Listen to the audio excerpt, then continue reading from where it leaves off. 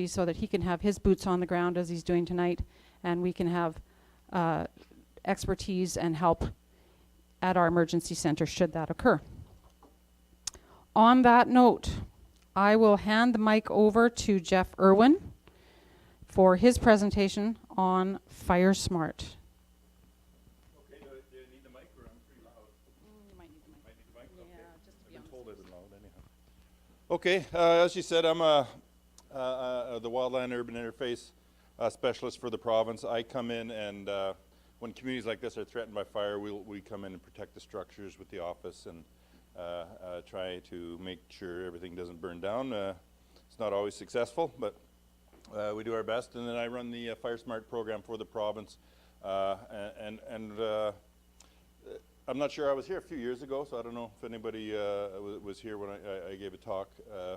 FireSmart can be applied at like the community-based level. Like over the years, I've been kind of loosely working with Brad. We did some values at risk response planning and stuff for Vic Beach a number of years ago. We got a lot of structures in a small area with one road in, one road out, and if we did have like a south moving, large fires move often from west to east or south to north. So, yeah, go ahead. Just for the camera, if you can just speak a little bit closer to the mic. Oh, okay, sorry. Be able to pick you up. So, all right, yeah, okay, not used to this.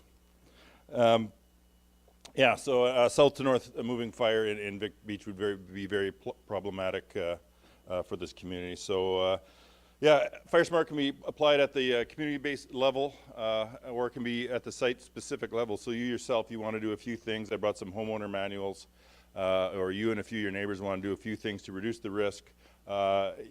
You can protect your home or your cottage and without doing a lot of dramatic things.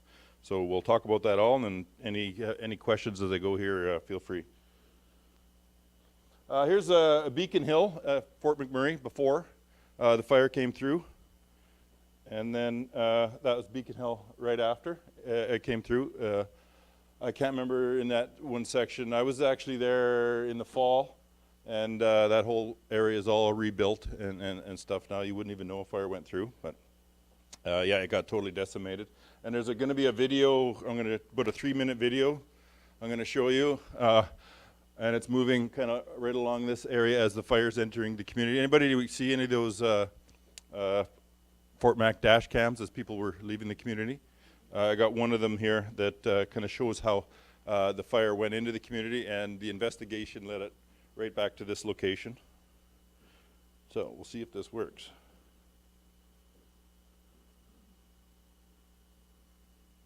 Oh, it was working. Okay. It wants to. I've lost my. There we go. There we go.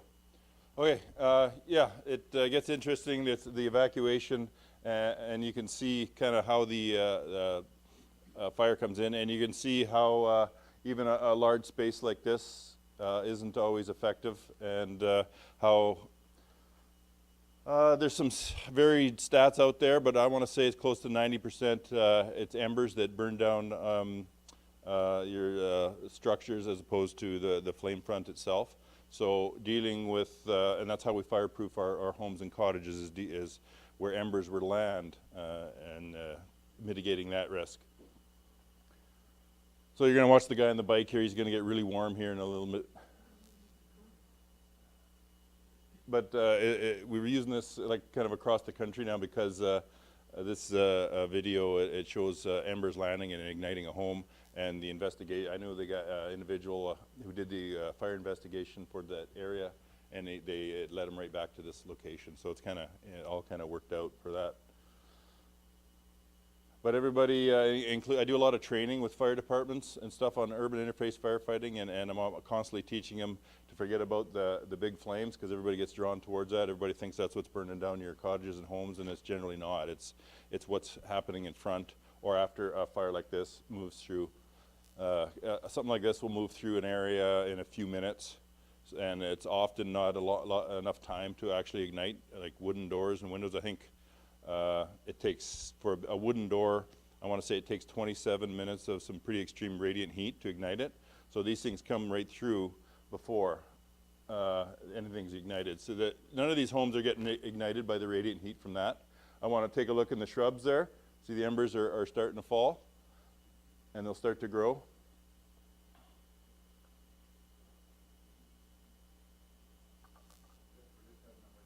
Oh, I'm sorry. Yeah. Well, you should be still see some. Take a look at the embers there now. That shrub.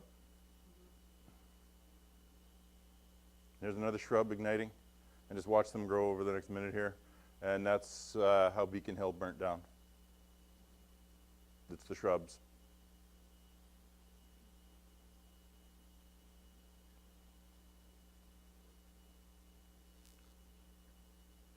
And so you'll see the home igniting there.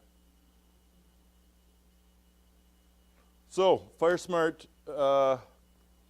basically focuses on preventing embers burning down your homes and communities. So the basic outline of this, we're starting now is we've started as the community recognition program where groups of neighbors can get together and clean up their area. You're never going to get, you know, the 1,500 cottagers all think the same, but you and your neighbors want to clean up an area, you can start the local recognition program, and I can come out and Brad's can come out. We can help you out, do an assessment.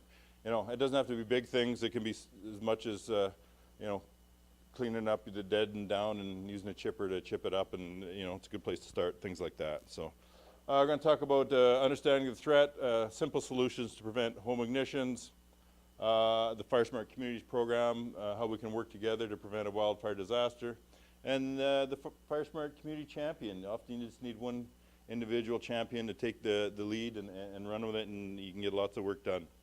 So my name's Jeff Irwin. I am a local FireSmart representative. We had some training here a couple of years ago. Brad was in on that training, so he is also a local FireSmart representative. We can come out and help you get going. And so we want to integrate fire prevention measures and facilitate community-based solutions that complement the efforts of firefighters. So obviously wildfire is a threat to our community and its neighborhoods. This threat can't be solved by firefighters or more equipment. You can, you know, you can have the water bomber stacked up in Gimli and fire crews all over the place, and you get extreme events. It's not going to matter. So solving the problem depends on what happens before the fire reaches our backyards. So what is, we refer to as the WUI, the Wildland Urban Interface. It's where structures in locations where conditions result in the potential for their ignition from flames and firebrands of a wildland fire. So where is the WUI? Well, you're in it right here. What is a WUI fire? It's where the fuel being consumed by a wildfire changes from a wildland fuel to an urban fuel. Structural ignition occurs when the wildfire embers or flames kindle vulnerable parts of the structure. So it transitions from a wildland fuel to a structure fuel. And places like Vic Beach and what happened in Fort Mac, once you get one or two structures going, then you get, what do they call that? Conflagration, structure ignition, and it's pretty hard. And most any fire departments, even big city fire departments, they get more than a couple structures going, they start to become overwhelmed. So the wildfire disaster cycle. We get severe conditions, we get wildland fires, so severe conditions in the fuel, weather, and topography, wildland fire, rapid spread, fire spread, or high intensity. You get the urban fire, multiple ignitions. You almost immediately have overwhelmed fire suppression, too much fire and too few resources. Reduced fire protection, lack of resources leads to reduced effectiveness, and then you get disaster, and that's what they refer to as the disaster cycle, and this program tries to break that cycle. So, it's a video, see if it's going to work. I've lost my mouse.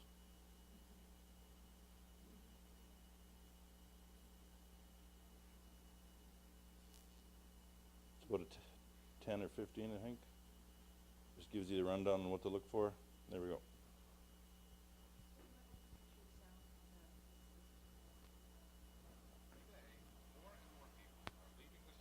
To enjoy the beauty and tranquility that nature offers. Homes and communities are springing up where once only trees and fields stood. While living next to wildlands may offer serenity, it also poses great risk. A wildland environment is a fire environment.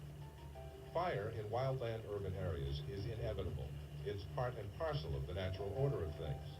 But that doesn't mean we are helpless in the face of the flames. We may not be able to stop wildland fires from occurring, but we do have a choice about whether or not our homes will survive a wildfire. And the steps we need to take to protect our homes are actually surprisingly simple.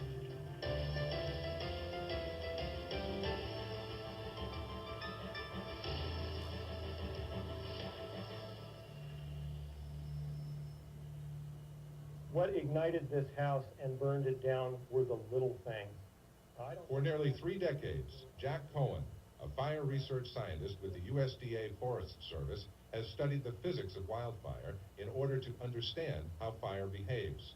And in doing so, he has helped dispel many myths that cloud our understanding of fire and inhibit our ability to protect ourselves. The big problem with our perception of fire in general in our society is that, first of all, we as civilians, as homeowners, can't do anything or don't do anything about fire. Over the last roughly 30 years, I've had that challenged, and over the last 10 years, I've pretty much come to the perception that there are definitely choices that we've got to avoid residential fire disasters during wildfires. Most people believe wildfire to be a tsunami-like force, sweeping across the countryside, destroying everything in its path, a perception regularly reinforced in the media. The firestorm rages on across the inland Northwest tonight. The wind and dry conditions stack the chips in the fire's favor. But as Jack and other researchers studied fire, they began to see fire in a different light, not simply as a wave moving along a single path. I was seeing things during fires that I just sort of filed away in the back of my head, things that didn't quite match what my expectations were. So, for example, when I was just a student, I watched a film about a fire in Southern California, and my mental model when I started out watching this film was, well, the wildland fire would come up and get the edge of the community and it would burn those houses down. And yet when I was watching this film, it wasn't just the houses on the edge that were totally destroyed, it was also several blocks inside the community where the houses were destroyed. If fire proceeded as a wave, why then did homes outside the path of the wildfire burn down? And in other fires, why did some homes directly in the path of the fire survive, while neighboring houses burned to the ground? Researchers like Jack believed that if they could explain these inconsistencies, they could better understand how wildfire destroyed homes. To do this, they conducted laboratory and field experiments and post-fire investigations. When I started on this problem of houses burning during wildfires, I started really paying attention to not only the things that were destroyed during a wildland-urban interface fire event, but also, maybe especially, those things that survived. In investigations like this one, in the Bitterroot of Montana, Jack tries to reconstruct the fire's path to the home. He also challenges the assumption that crown fires, large flames burning in the tree canopy, destroyed the homes. When I get to a site of residential destruction, I try to get a sense of the pattern of the exposure. We can begin to also trace a chronology, a timing. For example, on the glider, we can see where there was wilt around the glider, and yet under the glider there was no burning from the crown fire. And yet we can also see where the glider was burning from the house. And what that tells us is that the crown fire was long gone by the time this house was burning. I start challenging the idea that the big flames burned this house down. I particularly look for the degree of heating between what was the crown fire and what was the house. And one of the things that I noticed was the foam hand grips. they would have been dripping off, they would have totally been melted away. And these are highly vulnerable to high-intensity heat. Postmortems like this one led to a breakthrough insight. What my investigations are telling me is that more than half the time the big crown fires aren't igniting these structures. It's something else. It's the little things. If crown fires didn't ignite these structures, then why and how did these homes burn? In the effort to solve this mystery, researchers applied what they already knew about fire behavior. Fire spreads from ignition to ignition. Fire doesn't spread by, some magical, whim. It doesn't spread like an avalanche or a flash flood or a lava flow, something on that order. It spreads according to meeting the requirements for combustion. If homes burn as the result of a chemical reaction called combustion, then the entire process can be broken down and studied scientifically. There are three basic ingredients necessary to create combustion: oxygen, heat, and fuel. Remove any one of these elements and the fire cannot continue. Scientific research determined that home ignitions are caused by flames and by firebrands. Flames directly transfer enough heat to ignite the home. This transference of heat can occur by thermal radiation, when a fire conveys enough heat to nearby fuel so that the fuel combusts. Or it can be caused by convection, when fire comes into direct contact with the fuel. Homes can also be ignited by firebrands, burning embers that fly through the air, land on combustible materials, and directly ignite them. Scientists also investigated the relationship between time and fire and dispelled another widely held misconception. When we watch a fire spreading through the forest, it may last for hours and hours, but it doesn't last hours and hours at a particular location with those big flames. It is the twigs, needles, grasses, and other fine fuels that allow forest fires to burn, but it doesn't take long for that material to be consumed. It's not that the big flames don't provide a lot of heat, it's just that they don't provide that heat over a very long time. So, for example, the big flames come up in some proximity to a house with wood walls, and we find that, yeah, it's really intense, and certainly intense enough to cause human injury, but over the period of time that they last, on the order of 60 seconds, it's not sufficient to ignite that wall. We assume that a fire which burns humans quickly must also ignite wood quickly, but our intuitions are misleading. Humans are far more susceptible to injury from heat exposure. Because most crown fires consume their fuel in a given area in about a minute, they simply burn out before they can ignite most homes or structures. Other experiments revealed an equally surprising finding about fire and distance. Crown fires, even intense crown fires that burn at a distance greater than 100 feet, cannot provide enough radiant heat to ignite a structure. It gives us an opportunity to change where that fire goes by somehow changing the situation so that it doesn't meet the requirements for combustion. Armed with this information, Jack formulated the home ignition zone. The home ignition zone is an area that includes the home and its immediate surroundings, which, if properly conditioned, can save the home during a wildfire. The home ignition zone regards property from the perspective of a wildland fire. A house is no longer a home. It is potential fuel, and everything surrounding this fuel is a potential heat source that could ignite it. The home ignition zone determines the vulnerability of our home to wildfire, and that home ignition zone extends out a couple of hundred feet at most from the house. Protecting a home begins by reducing the flammability of the home itself and the surrounding property.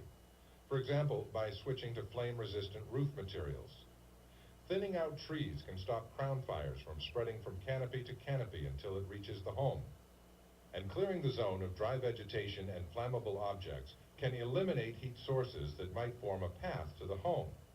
The object is not to entirely eliminate fire within the zone, but to ensure that fires that do start can't burn long enough or intensely enough to ignite other objects. The goal is simple: reduce the fuel, and the fire cannot continue. This property is a good example of how there is plenty of clearance on this property. From the irrigated lawn, it's essentially fire-free. It won't propagate the fire, it won't spread the fire. The surrounding landscaping is separated from the rest of the forest, and there's a mixed wood. So in this particular case, it's got plenty of clearance. The real issue on this house was the wood roof that they've changed out. The wood roof would have dominated the likelihood for ignition on this house. Reducing combustible vegetation adjacent to the home also helps to reduce the potential for a fire involving the house. Well, here we have an example of a home ignition zone that has a considerable amount of space between the house and the dense forest beyond. The home, as well as its surroundings, is part of the home ignition zone. And so the non-combustible walls and the non-combustible roof have very low ignition. Every potential heat source in the zone must be evaluated, even a neighbor's home. If multiple homes share ignition zones, then each home becomes a potential heat source that could ignite the other homes. Solving this problem becomes a shared concern requiring cooperation and planning. The home ignition zone empowers people and neighborhoods to take relatively simple steps to save their homes and communities, even from the most intense blazes. Perhaps the greatest vulnerability in the home ignition zone is the threat posed by firebrands.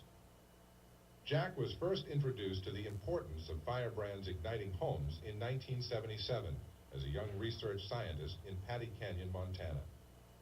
Initially, we could begin to see just a little bit of flame over this ridge, and at the same time could see some of the firebrand ignitions, those spot ignitions from the burning embers that were coming out of this fire, beginning to ignite on this hillside. The intense heat of a fire on the ridge generated swirling winds that carried and dropped burning embers on homes far in advance of the flames. We were right here on this road, so we were fairly close to this crown fire, a couple of hundred feet from this crown fire, and yet the radiation wasn't so intense to where it would have ignited the wood walls, because we're more vulnerable to the heat than what wood walls are. But there was this tremendous blizzard of burning embers coming out of this intense fire.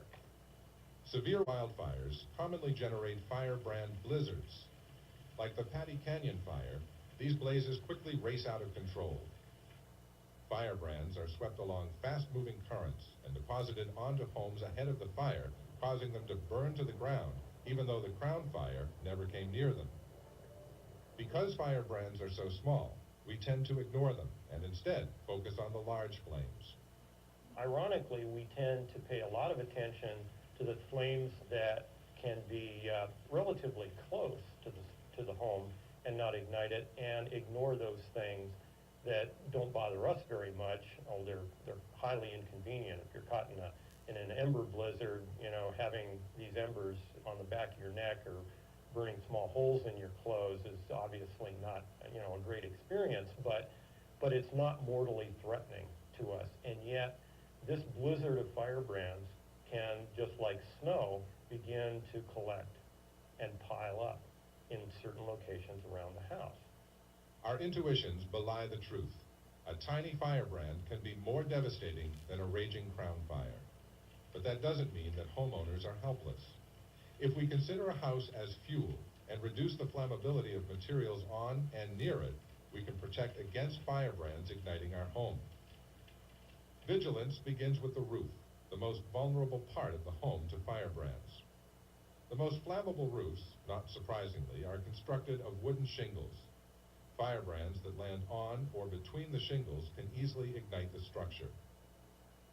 To find safer, less flammable materials, Jack has conducted experiments on composition shingle roofs. What I did was to pile pine needles. Actually, a lot of us gathered pine needles and put them on the roof to a depth of about 1.5 inches, and then we ignited it to demonstrate that the roof wouldn't ignite. It's somewhat dramatic to watch a surface fire spreading across a roof. It tends to be counterintuitive to our expectations, but you find that that composition shingles just don't carry fire. Experiments have also been conducted on siding and deck materials. I'm looking at materials, for example, exterior plywood, wall siding, and wood decking that always ignite from the firebrands that I deposit on the deck. And then I look at other materials to see how they compare with regard to ignitions. Initial results have determined that fiber cement siding has proven to be non-flammable. Still, other areas around a home are vulnerable to catching fire. Any gaps or cracks in a structure, or any place where combustible materials or firebrands can gather, are ideal for sustaining ignitions. By conditioning the home ignition zone, we can prevent wildland urban fire disaster. It's been proven. When fires broke out in Bel Air, California in 1961, 95% of all homes with non-flammable roofs and a 30 to 50-foot buffer from fire survived. The 1990 Painted Cave fires in Santa Barbara, California experienced similar results. There, 86% of homes with non-flammable roofs and 30-foot separation from flames survived, while other homes burned. Scientists like Jack Cohen have dramatically changed our understanding of wildfire. We now better understand how homes ignite, and we possess the remedies to save our homes. But that raises a question. Why should people take responsibility for their property? Isn't that the job of firefighters? We can't rely on fire agencies to either keep the fire away or to keep our house from igniting. The wildland firefighter's job is to contain the wildfire. They go out and they remove vegetation to keep the fire from spreading, and thereby we contain the fire that way. Wildfires can quickly become so overwhelming that firefighters are unable to protect individual homes, so the burden must fall elsewhere. When we think about how homes ignite during wildfires and realize that it's the home ignition zone that determines the vulnerability of our home, and that by and large we own that, and that we're the only ones that can do something, that means that we are going to have to participate in this problem as homeowners. The good news is that home survival isn't an all-or-nothing proposition. We don't have to completely rebuild our homes or re-landscape our yards. The goal is to minimize ignitions during a wildfire in order to contain the fire. Preparation, however, must begin long before smoke appears on the horizon. We've got to do things before the fire ignites. Those things like seasonal cleanup of needles around our house, changing the roof, thinning out the forest that's next to our house. Those are the kinds of things that we can't do when the threat becomes imminent. Saving homes demands a fundamental change in our way of thinking. To coexist peacefully with nature, we must learn to be compatible with wildfire. We must realize that wildfire is inevitable in nature, but that destruction of our property is avoidable. We can save our homes. It's up to us.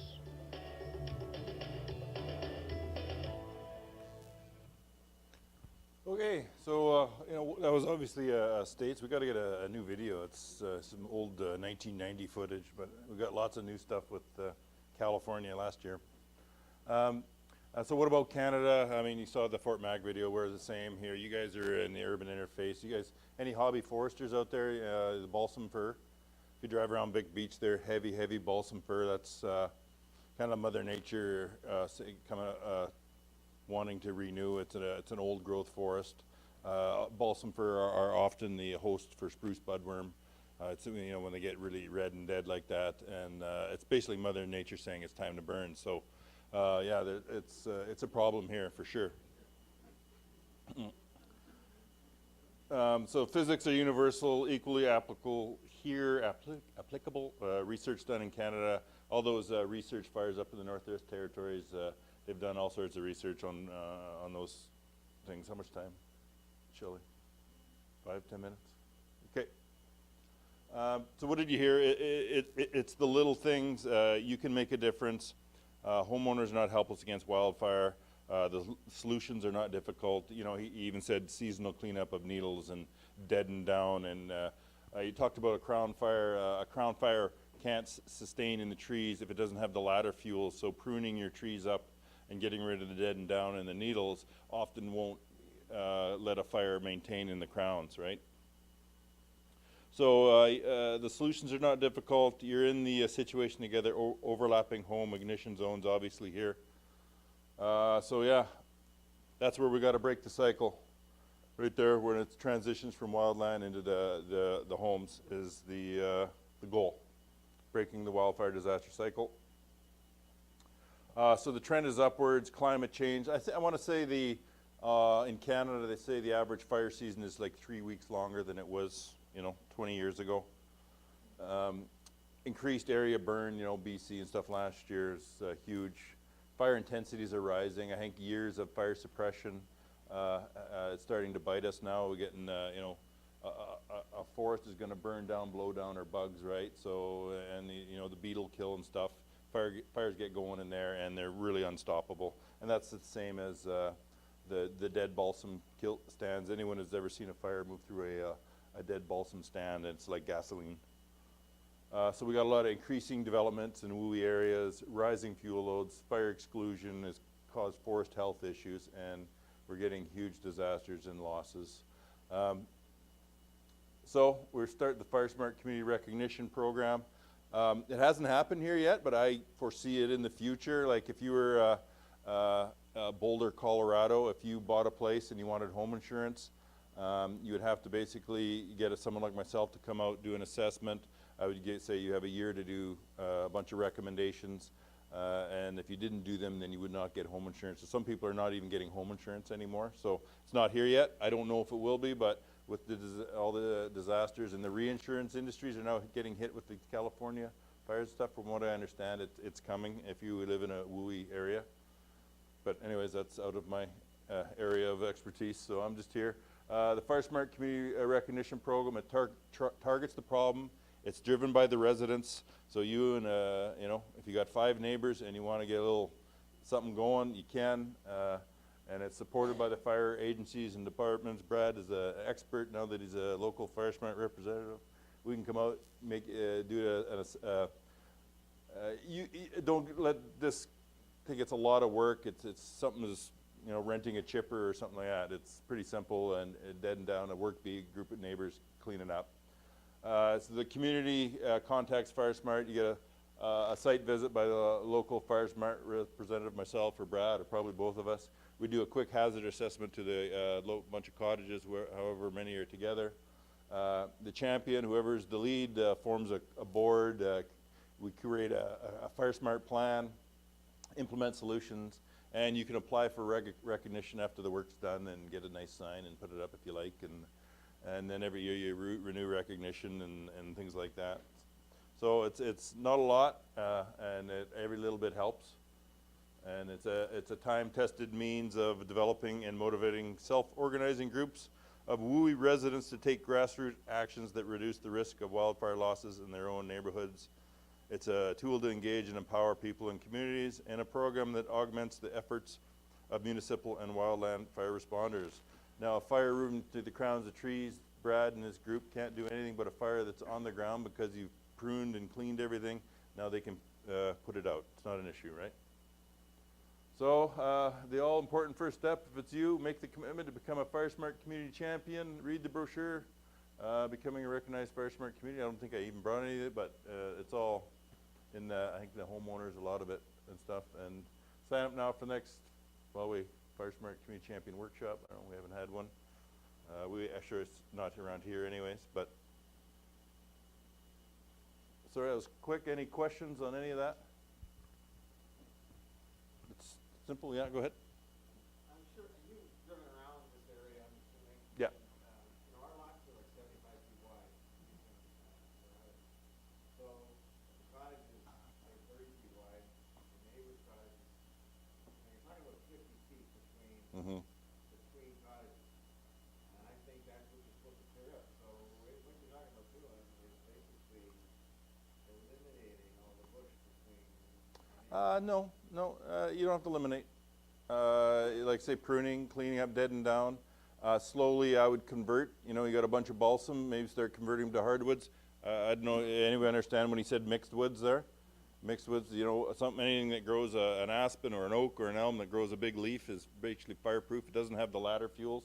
So you get rid of your, I would slowly start, like at our cottage, over the years, we've slowly started getting rid of our balsam and plant, even pines are a bit less flammable than old growth balsams and stuff. So yeah, you don't have to rip out everything. It's not going to happen to say, you know, rip everything out and, you know, plant grass. It's not going to happen, right? So by just cleaning the dead and down, and that's not why you're out here at Vic Beach. So just starting that, doing that kind of stuff. And do you have a wood shake roof? Or, you know, where does everybody store their lumber and their gas for their mower? Under their decks, right? Embers land in there. So doing that, I mean, you saw the roof he ignited there.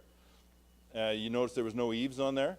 So what happens often is the needles and stuff pile up in the leaves. Embers land in the eaves troughs. They ignite the fascia, and it burns from there. Or a lot of people, even a simple thing like having mesh on your vents. Embers can't get in there. You wouldn't believe the amount of fires start from the attic, from embers landing in your through your vents. They were in. I've got it on my stick here somewhere. I don't have the time, but they were in Slave Lake. They were in their brand new municipal brick building with parking lot all around, meeting about the fires. Someone came in and said, your roof's on fire, and they went, what do you mean? It's brand in the center of town. They went out and a brand new municipal building was burnt to the ground. And how does that happen, right? Probably vents without mesh on them. Embers landed in it and ignited it. So it's things like that. So it's just doing stuff, you and maybe a few of your neighbors, and you know, you're not always going to get along with your neighbors, but some do, and some are concerned, and some don't. And yeah, that's all you can do really in an area like this. Yep. I was wondering what your thoughts on metal roofs and shingle. Metal would probably be the best, for the simple fact that you don't even get it. Like asphalt roofs can accumulate litter, right, in the gullies and stuff, and they land in your often in your fill up your eaves and stuff. But a lot of people with metal roofs don't even have gutters and things like that. But metal roof is virtually fireproof, and yeah, you're not going to ignite. Not yet, no, not as far as I know. The National Bureau of Insurers, they're starting to take a look at WUI areas across Canada, and I think what you'll see in the future is maybe reduced rates for a fire smart home as opposed to a non-fire smart home or a high-risk home. Maybe. They are, like the cooperators are on the board of directors for Fire Smart Canada. I think the Slave Lake fire alone cost them like $30 million. So they're starting to really wake up to this, and then so they're starting to look. So you may see that come. I don't know. I'm not in the insurance industry, but it's happening in the States right now. So. Oh, sir. Oh. As I am in the insurance business, Oh, okay. I can speak to you what's happening in Fort McMurray. My son lives there, he's in the insurance business there. I am an insurance professional, 40 years, somewhat retired. I want to speak to what's happening in the market right now. My son lives in Fort McMurray, he's in the insurance business, and the availability of insurance is starting to collapse. Rates are doubling and redoubling. Many buildings, especially some condominiums that were built out of wood, they're having a real problem getting insurance. So the wave is just starting to happen. Is it going to come to Winnipeg? Is it going to come to Victoria Beach? The answer is, if we don't do something to control the potential for a catastrophic fire. Last summer when I walked through the community campaigning, I just couldn't help but feel really uneasy about how dry it was and what could happen. You know, we have a particularly unique situation in the summertime. We have restricted vehicle access. We have more and more people who have mobility issues. I just don't want to think about a fire in July with a south wind. It could be a disaster. Now, do we want to change what Vic Beach is? No. But there's some steps that we can take to reduce the chance of fire and provide a safer place for everyone. So, go ahead.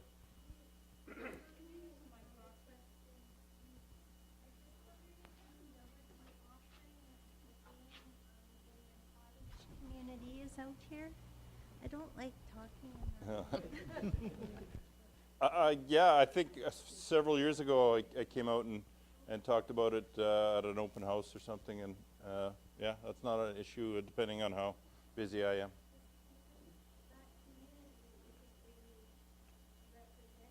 Yeah.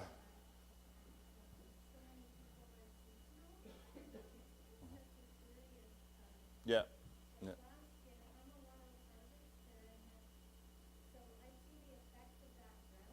Yeah. Mhm. Mhm. Yeah. I think what's saved Vic Beach is you're surrounded a good chunk by water, so you don't have a lot of fires coming in.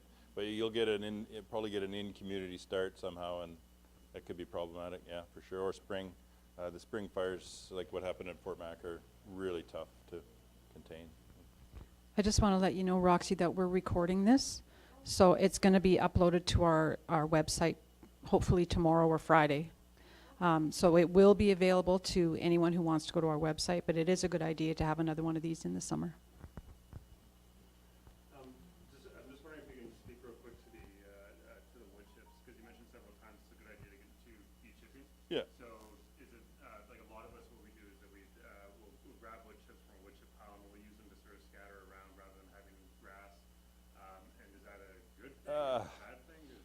I don't.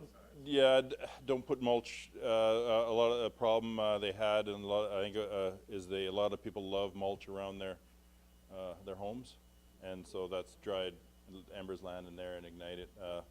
So there are a lot of species of shrubs and stuff that are not flammable. That if you go to the Fire Smart Canada, download the landscaping brochures and stuff, you can just plant those around your home and. Save the wood chips for a little further out, I guess. Just don't do it around your home and under your deck and stuff, because it's the same as pine needles, right? It dried out and you get ignition that way. So.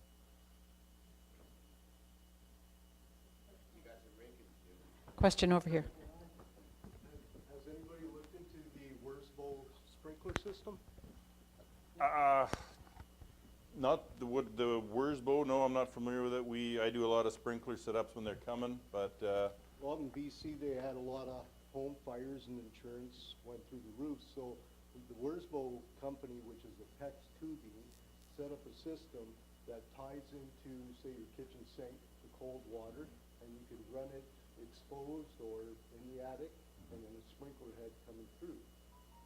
But as a building inspector, I can also see this being applied to going on your roof. You don't even have to be home, and if fire lands on your roof, it would set off the sprinkler, cascade down, and probably stop the fire. I have found that stuff that costs the homeowner more money is less likely to be implemented than you know what I mean? The system is actually really cheap. Yeah. You can Oh, is do it? Yeah. I don't know much about it. $700. Yeah, but I just know more money is usually where a lot of the stuff here. I don't think there's probably too many wood shake roofs here that need to be changed out. So it's just. Yeah, there are. Maybe I'm wrong. Am I wrong? Oh, okay. Oh, yeah. Sorry. Oh, yeah. Yeah, so a lot of them aren't expensive, and there's incentives like like what they've done in Banff right now. They're offering. They've totally eliminated the high risk area wood shake roofs. RM offered to pay for like a quarter of the replacement roofs and things like that. So a lot of incentives along that way. We won't be running for election again. If we do that. Yeah, no, and that's just, maybe that's high. I can't remember. I was talking to the fire chief, and they had a lot of success doing that, so. Okay. Sure, yeah. Okay. Yeah. Are there more questions, or do you want to take a bit of a break, Shelley? And Yeah, and Jeff will be here to answer any of your questions. You can speak to Jeff individually. He's going to be able to stay for a little Yeah, while. sure, yeah. And take a break, have coffee, and then we'll get a chance to switch on. okay, thank you. interesting, and it's a nice lead-in to what I would like to speak to you about tonight, which is the importance of community planning and how very important it is that you understand what's done for your community in the event of an emergency, how you can play a part in it, and how critical it is that municipalities across the province have volunteers to work the programs, because we have 139 municipalities, and every one of those community councils, such as your own, are expected to meet a criteria of having emergency programs in place. And it'll probably surprise you to know how very extensive those programs that your Reven Council have to meet are. They have to have an emergency plan. And the Reeve showed you that we're hard at work on a new one for the community that's going to be more specific to what your needs are.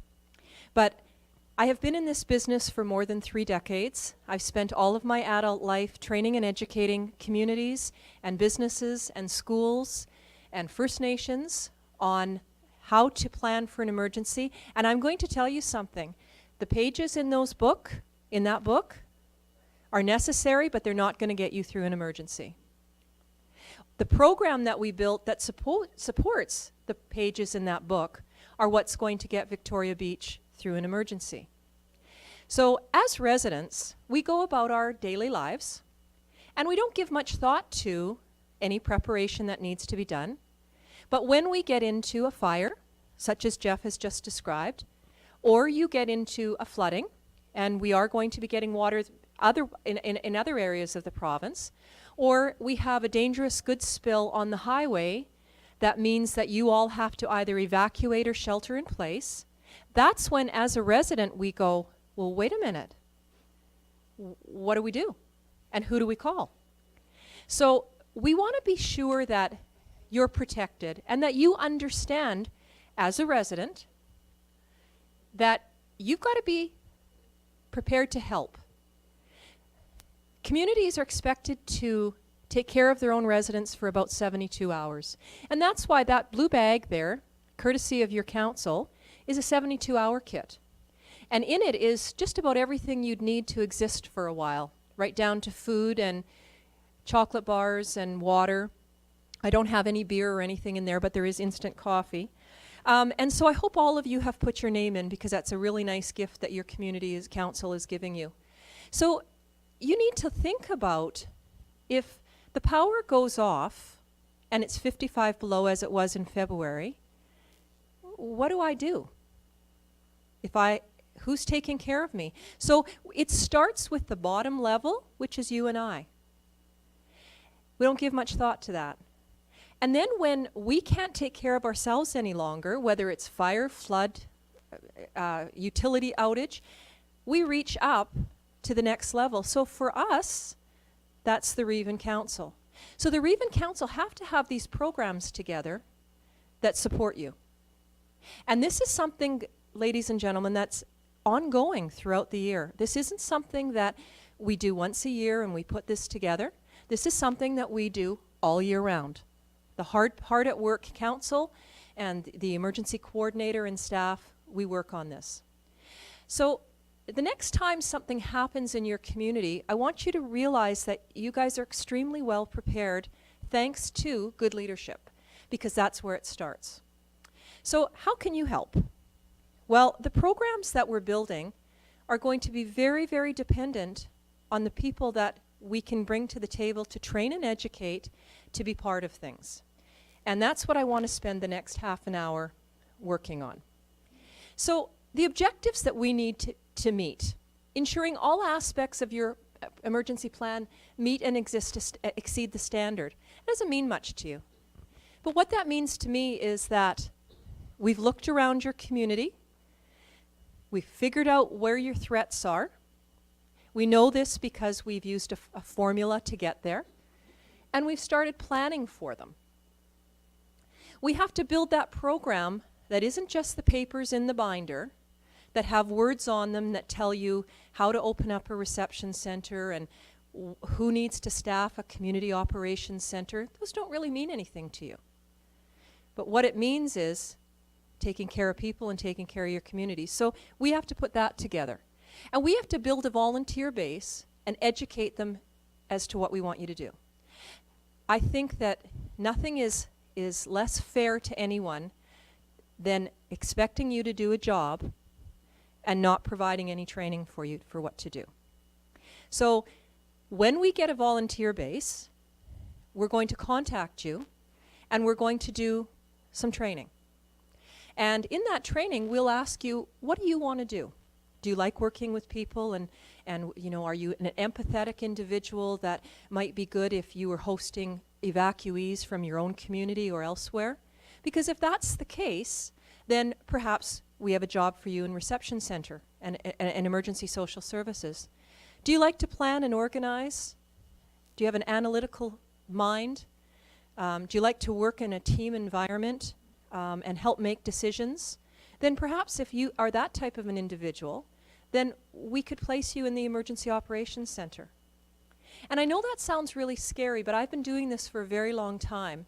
And we're going to train until we're comfortable.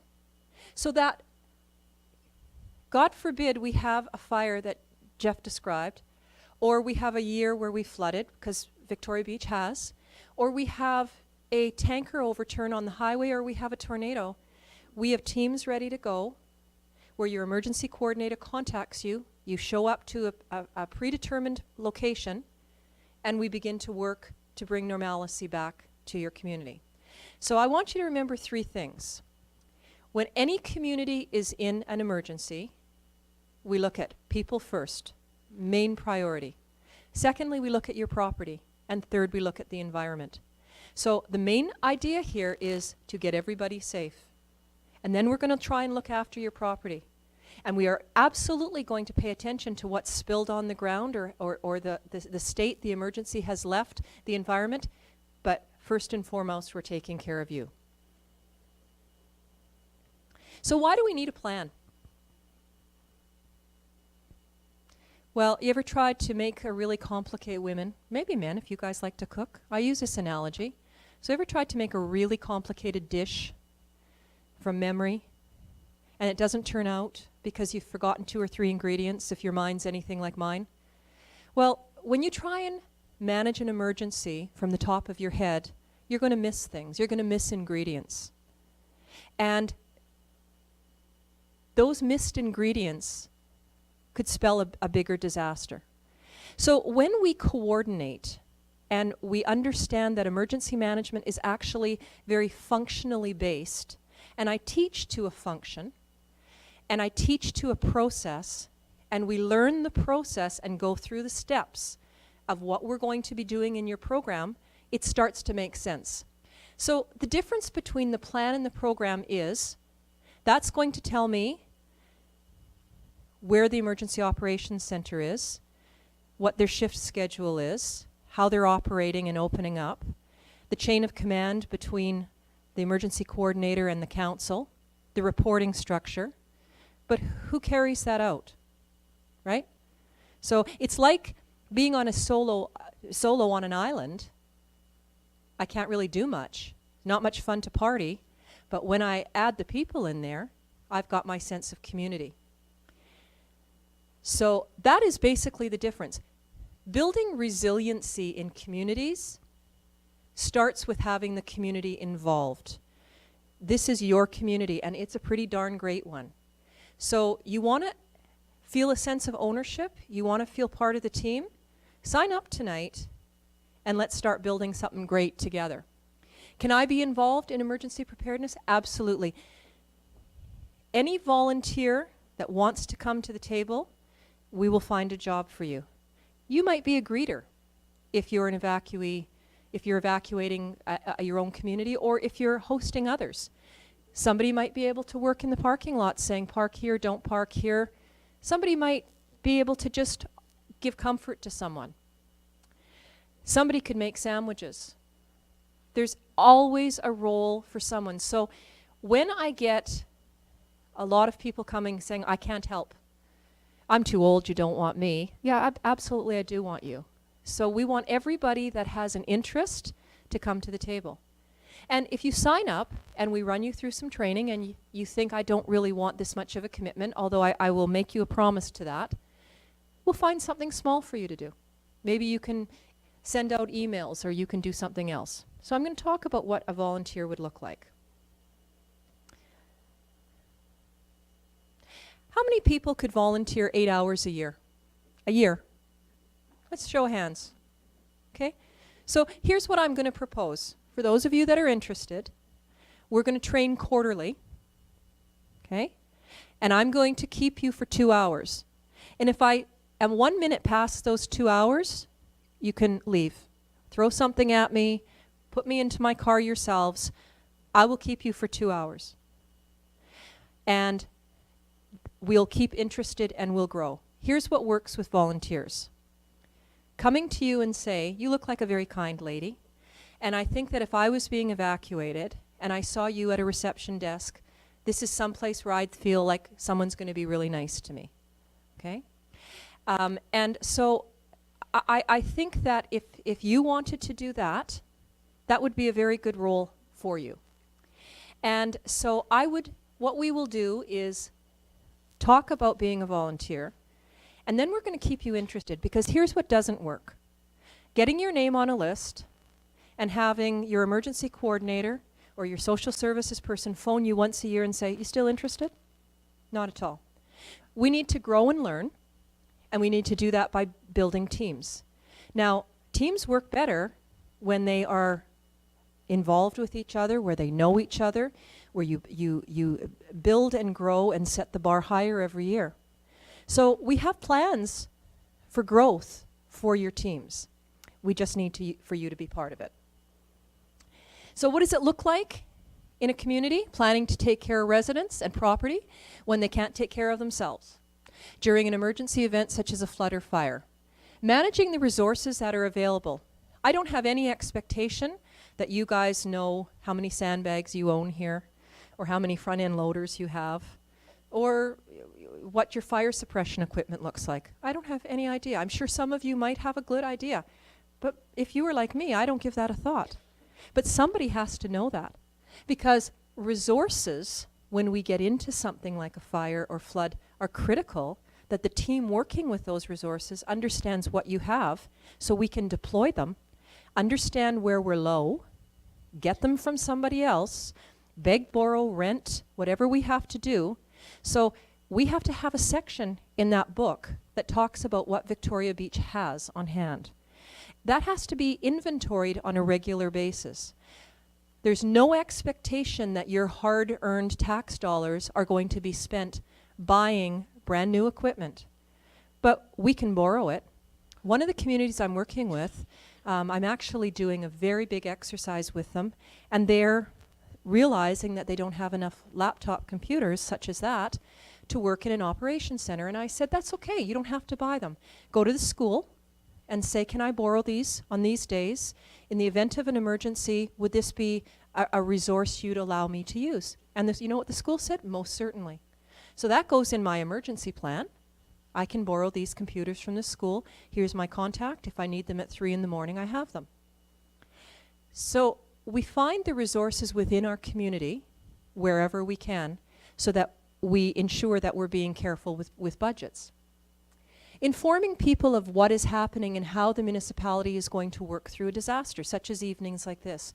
One of the requirements that the government needs for communities to do is inform and educate their residents on how to prepare for an emergency, which is what we're doing. We're doing that tonight. We're doing that by future training.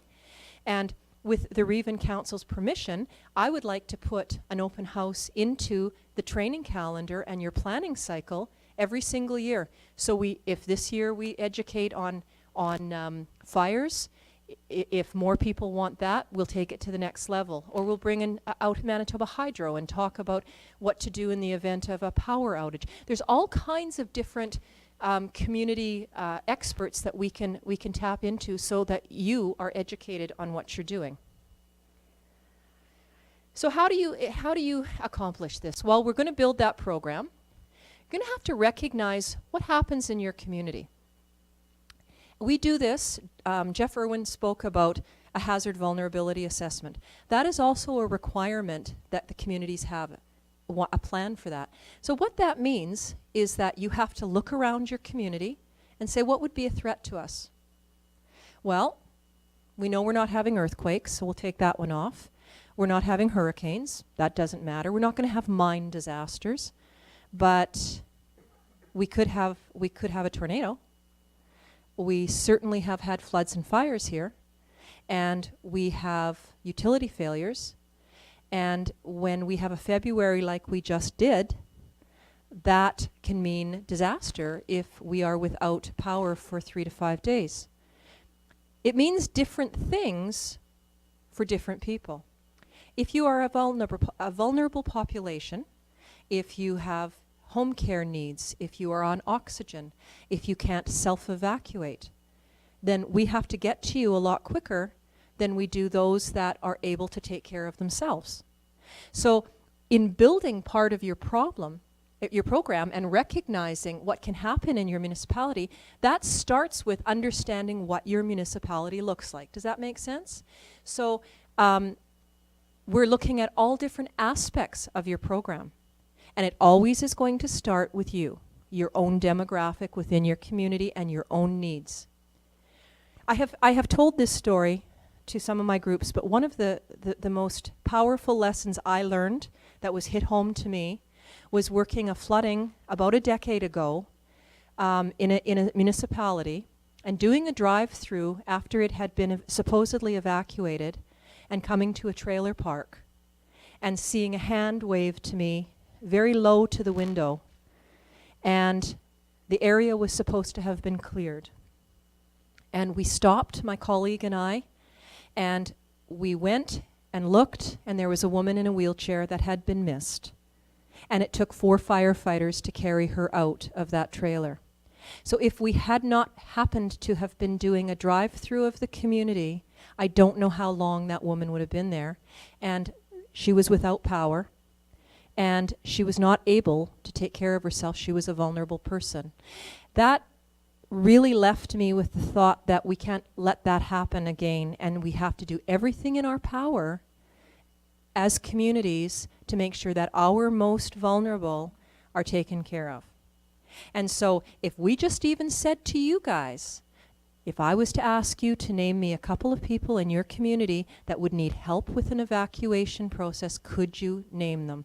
And I would say the majority of you, yes, would be able to do that. So we need to compile that information, and that's got to go in that book, so that the fire department knows when they're on scene where to go first. So we don't ever have somebody left in a home who's been missed and can't take care of themselves. So we're going to start with looking around your community and saying, what do we need? This actually meets a whole bunch of purposes. For council, when a proper hazard vulnerability assessment is done, it can aid in your budgeting to say, gee, we need a generator. Because if this is going to be the reception center for Victoria Beach and it is without power and it's 50 below out, we can't use this building. Where are they going to be? So we might look at how expensive would it be to put one in. And if we can't do it this year, perhaps we can look at tabling it for something else. What do I need in my emergency operations center so that I can best respond, best pass information up and down the chain, and provide leadership and your government with all of the information they need to make the best decisions? So I have to look at what my equipment needs are. And that might be something else that eventually comes to council, and it's a budgetary request.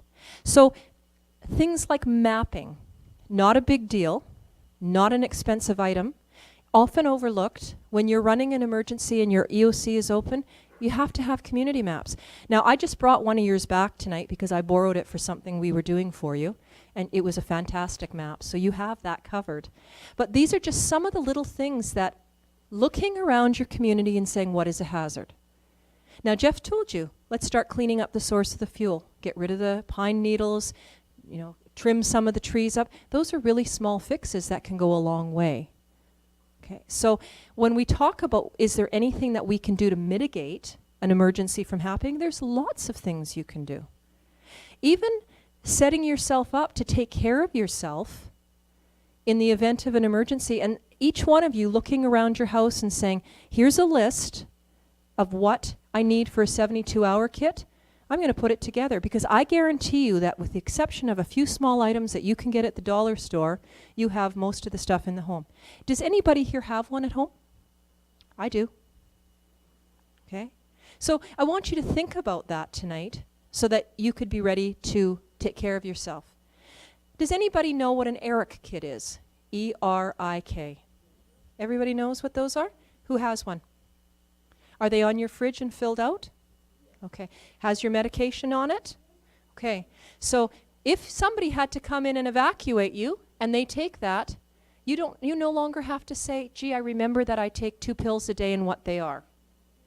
Okay? So, and that's really important. So that's the critical information we need. And doing these processes together ensure that we help keep you safe. So build responses to the hazard into a set of guidelines that become the emergency plan.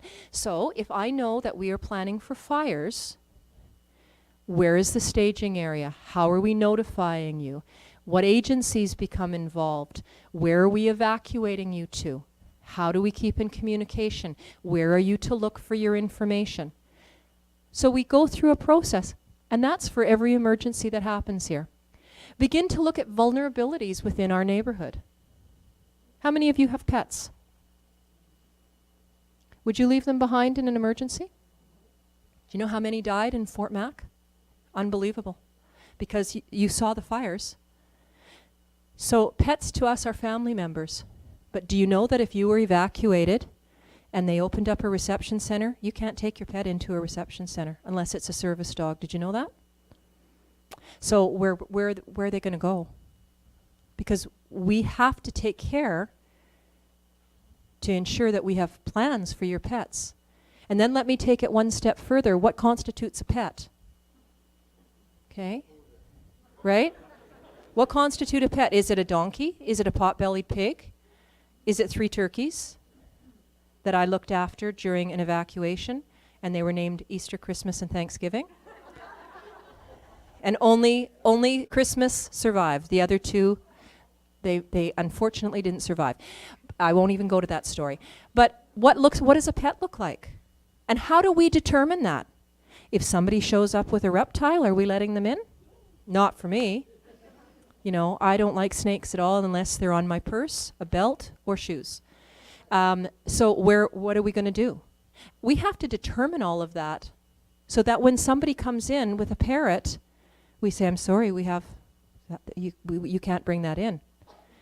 So all of this that you've never really thought about has to be planned for, becomes part of that book that we learn from, so that when we get in, we know the process. No pets in the reception center, but we've got a plan for pets. Okay? So we have to think about that. So some of the things that I've sourced out, weather emergencies such as tornadoes, etc. We don't have tornadoes that are F5s in this province, right? Ask Eli that. Ask Eli in June of 07 if they get tornadoes that rip houses off their foundation, because they do. We get tornadoes every single year in this province. Ask Alonza, right? You've had them not far from here. So we have to look and say, is it possible, is it probable? How much effort do we put into planning for specifics? We use an all hazards approach. So if I can evacuate you because of a flood, I can use the same plan to evacuate because of a fire. There might be some differences, but movement of people is movement of people. So, how can we be sure we're prepared? Well, we educate the residents.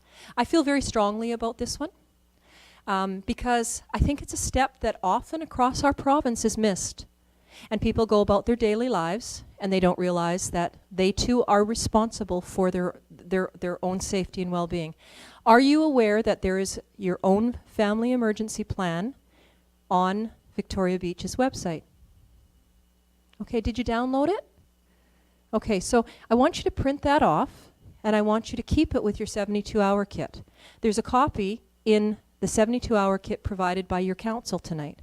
So that's one thing to say, that emergency plan is mine. So what your council in effect is saying to you is, your safety and welfare is very important to your leadership, to your government. So we're doing a plan for the overarching plan for the community, but we've put them together for your safety.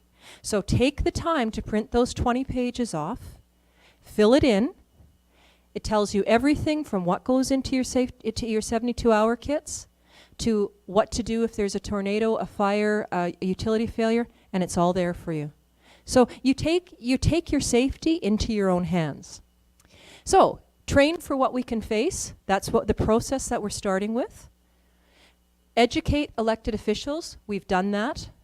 We've run them through their responsibility in emergencies, how to declare a state of local emergency, what it means, what their requirements are, and then we put it together in an exercise and they passed with flying colors. Educate all individuals working with the program. 8 hours a year. 4 2-hour training sessions. As we grow in teams, we're going to do a little bit more complicated exercises, and I might have to squeak out an extra couple hours for you, but we're going to train and learn and test what we have to find out if it works. So this Saturday, I am running an exercise, and I'm opening up an emergency operations center, and I'm bringing in phones and radios, and teams that I've been working with for the past year are going to staff it, and I'm going to have an emergency site, and I have council present for decision making, and we're recording it, and we're doing interviews with media, and that's what's planned for you. But we've got to get there to get you comfortable with those roles first.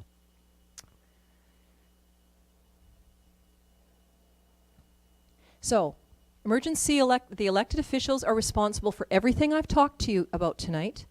They are guided by provincial legislation, the Emergency Measures Act. That's their guiding document, and it lays out very clearly for your government what they have to do and what they have to respond to.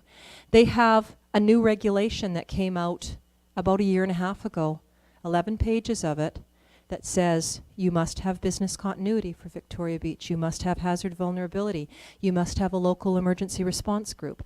And it's really good nighttime reading if any of you are interested in, you have insomnia. I promise you it will cure it.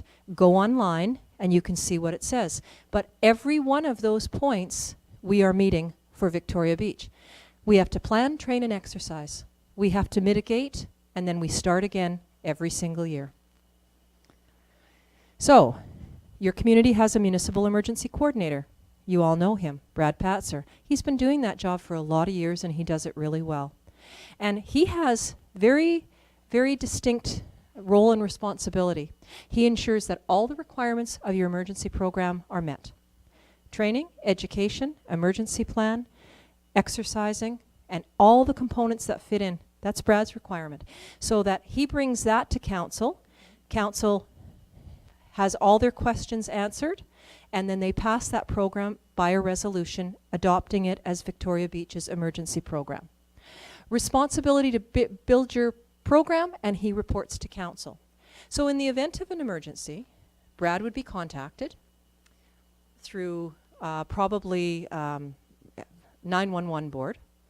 He would do an assessment. Is this going to be a large-scale emergency where we're going to have to bring in all of our trained personnel? We're going to have to open up an operations center. We're maybe moving people. We're going to inform council. He makes all those determinations, and then the process starts running. So we're looking tonight for volunteers who are interested in helping out. We're looking for them for the Emergency Operations Center and for the Reception Center. So, if you're interested in the Operations Center, this is the place that directs and makes decisions during an emergency with your emergency operations, emergency coordinator in place.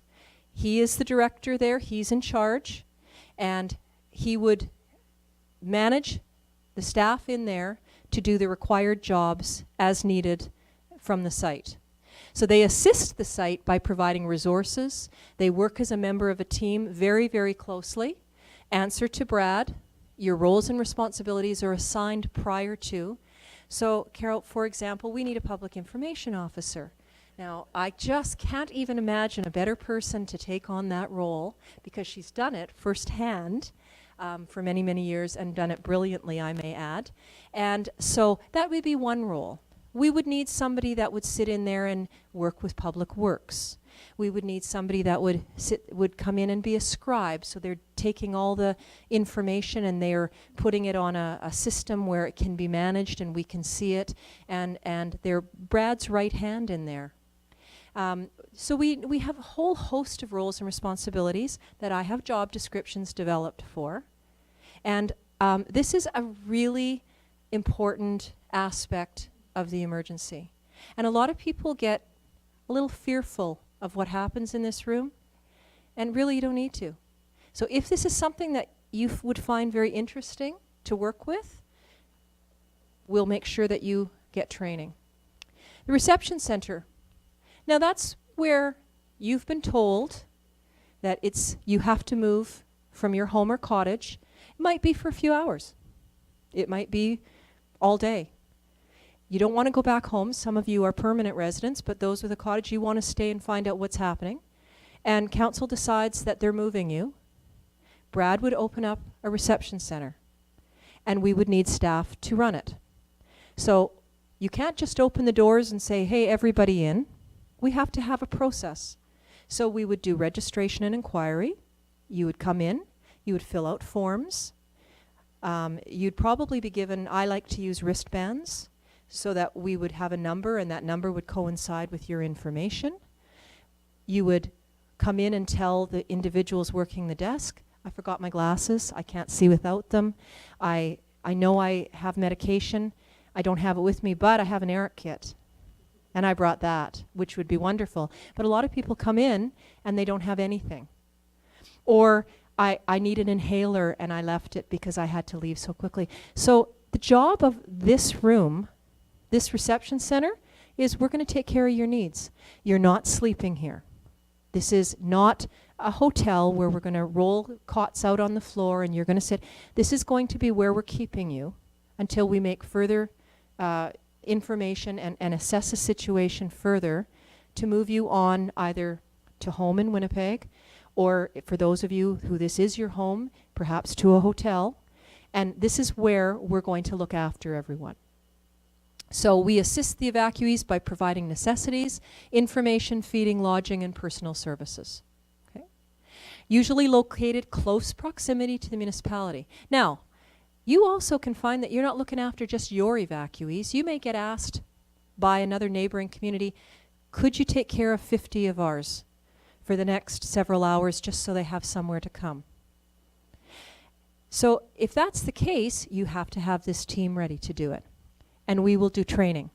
We will do theory with a exercise just like this, just a walk-through exercise, with the long-term goal of involving more in the community, actually opening up a reception center and using other residents to role play as evacuees and test everybody.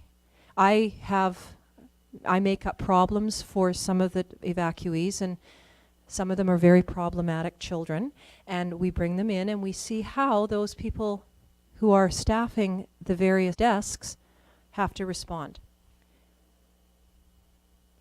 What type of time or equipment? Well, I told you 4 times a year we're going to give you, if you give me 2 hours, we're going to train and exercise for each of those roles. Have I lost anybody yet? Anyone's going, no way, Shelley, I'm not interested? So how many people from what we've talked about tonight would actually be interested? Okay, I'm thrilled. That's just, so there is a sign-up sheet at the front. So if I could just ensure that everybody that's interested signs up, leaves an email address and a phone number. One of the community volunteers is going to look after emailing you, And then I will work with Brad and his team to pick a date, and we will bring you back, and we will start the process of training you. Okay? So we have terms of reference for what we're looking for. The teams that are most successful are those that work together on a longer term basis.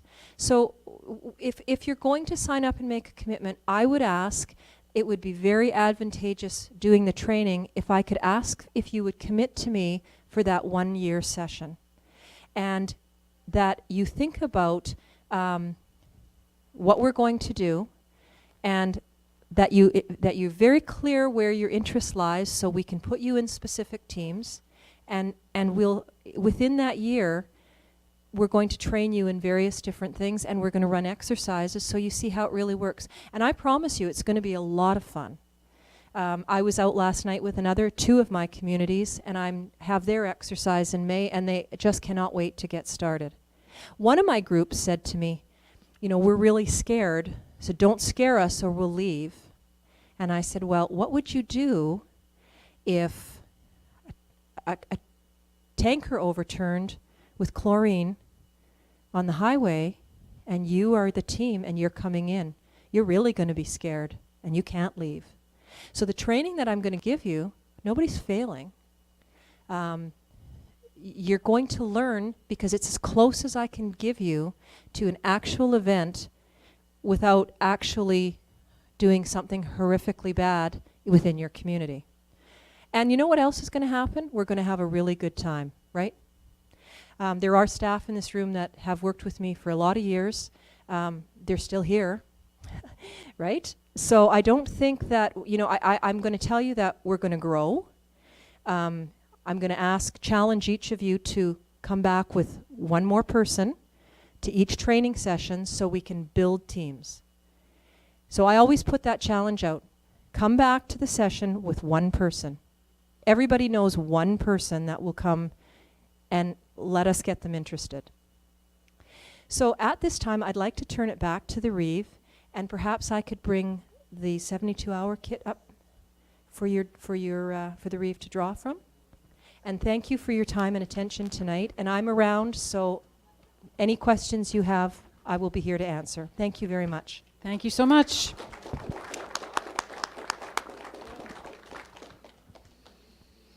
That's a lot of information. Thank you so much for staying with us. And I just want to mention that our fire chief had to leave earlier. He's back. And Brad and his group were fighting a fire, I'm told, all day today. In Hillside. And the fire consumed the building, consumed the home.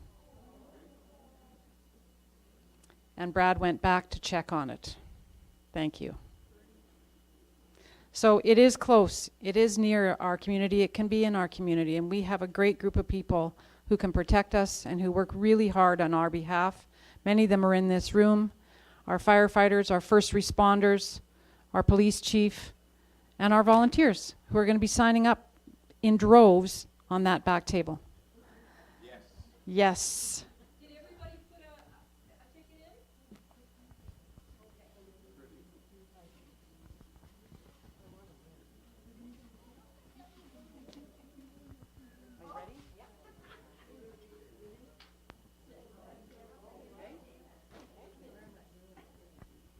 Da da da da da. Al Rear, you have won the 72-hour kit.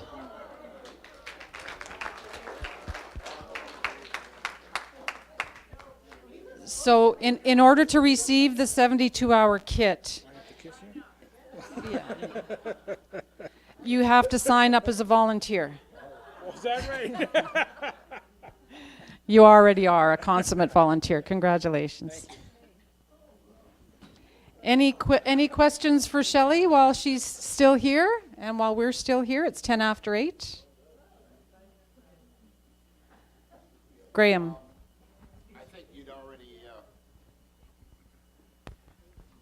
I believe you've already touched on it, but the idea of one more of these during the summer months, I think, would be very, very wise if we have members of the seasonal community amongst the employee pool. Then you have the best of both worlds.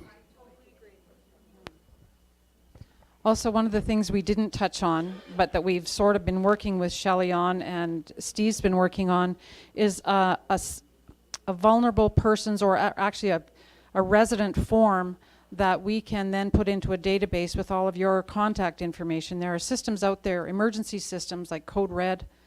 AllNet has a system whereby you can give us your information, and in the case of an emergency, a tornado, a fire, flooding, once we have all of your information, our office staff can press a button and a note will go to your landline, to your cell phone, to your email, and text. So there's lots of ways to get in touch with you. We don't have the program in place yet, though, so until we do, I'm hesitant to ask for information. But there are programs out there, and we are looking into them so that our community could benefit from such a program. I just wanted to speak to that real quick. So the intent of when we do have everything set up and we are asking for your information is that if, let's say that there's a fire on the south side, and rather than having everybody run into it, get into your car and then drive south into the fire, we would be able to notify you to go north, because we do have an option for you. Sorry? Yeah. but part of the emergency plan is actually to commandeer as many vessels as we can and start ferrying people over to Elk Island. So we would be able to inform you to head to a proper rendezvous point where we'd be able to pick you up and safely transport you as we're fighting the fire in the south. So then everybody's safe. If perhaps the fire is on the west side, and you don't want everybody on the east traveling to the fire, same thing. So we would actually be able to target who's going where and communicate properly. So that will be the reason why at a future date we will be asking for your information so that we can adequately protect you as best we can. Thanks, Steve. Ivan? During the summer particularly, we have a lot of temporary transient residents. This whole thing, you must can't be new. You must have a way of dealing with that kind of situation. Right, and actually, we have discussed that with council about the difficulties where, you know, there are a lot of renters out here and sometimes they're in for a week and, you know, so on. We talked about ideas such as, you know, having the owners have the onus to ensure that all the renters are aware of the safety precautions of the community. And maybe trying to register a little bit better. It is really challenging. It's also challenging because your population just simply explodes. So it just quadruples what it normally is. And the idea is to try and deal with the owners and put a little bit more of the onus on the owners to say, this is what our guidelines are. This is what we are trying to accomplish with your program, to get everybody that is renting to you, that they understand, just as you have a rental agreement, we want you to give this information to them so they understand what the threats are.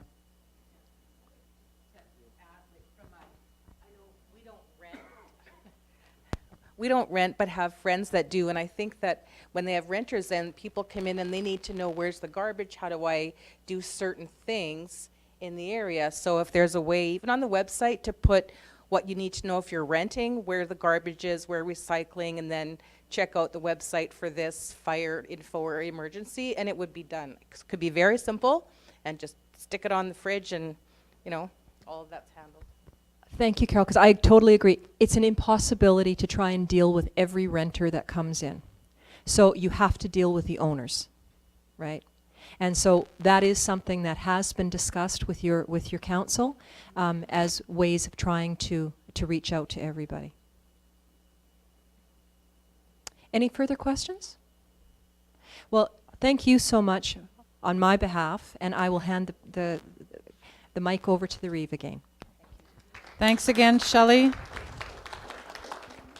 And thank you, everyone, for coming. If you have no more questions, I have no more answers. Sign the sheet. Please sign up. We would love to have more volunteers. That's what makes this community so great. So thanks again, and we'll see you soon. All right, and just further, so you will be notified, and I'm hoping that once we get all the names together, we will be doing some training, some initial training in May.